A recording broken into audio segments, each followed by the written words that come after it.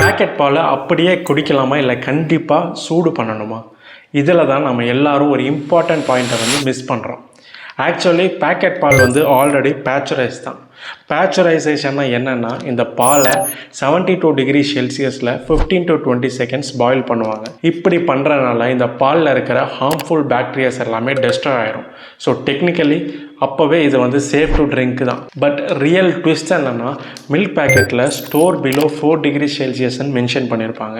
இதுக்கு என்ன ரீசன்னா, பேச்சுரைசேஷனுக்கு அப்புறமும் பால் சேஃபாக இருக்கணும்னா அந்த கோல்ட் செயினில் கரெக்டான டெம்பரேச்சரை மெயின்டைன் பண்ணணும். ஸோ ஃபேக்ட்ரியிலேருந்து கடைக்கும், கடையிலேருந்து வீட்டுக்கும் இந்த டெம்பரேச்சரை கரெக்டாக வந்து மெயின்டைன் பண்ணியிருக்கணும். பட் ரியாலிட்டியில் பவர் கட்னால, இல்லைனா டிரான்ஸ்போர்ட்டேஷனில் சரியான டெம்பரேச்சர் மெயின்டைன் பண்ணாமல் இருக்கிறதுனால, இல்லைனா அவுட் சைடில் டெம்பரேச்சர் ஹீட் அதிகமாக இருக்கிறதுனால இந்த மாதிரி சிச்சுவேஷனில் டெம்பரேச்சர் இன்க்ரீஸ் ஆனால் இதில் இருக்கிற ரிமைனிங் பாக்டீரியாஸ் சீக்கிரமாக வந்து வளர ஆரம்பிக்கும். அப்போது மில்க் வந்து அன்சேஃப் ஆகிறதுக்கு சான்சஸ் இருக்குது. ஸோ டெக்னிக்கலி கோல்ட் செயினில் டெம்பரேச்சரை கரெக்டாக மெயின்டைன் பண்ணால் இதை டைரெக்டாக குடிக்கிறது சேஃப் தான். பட் ப்ராக்டிக்கல் சிச்சுவேஷனில் கேரண்டி கிடையாது, ரிஸ்க் இருக்கலாம்.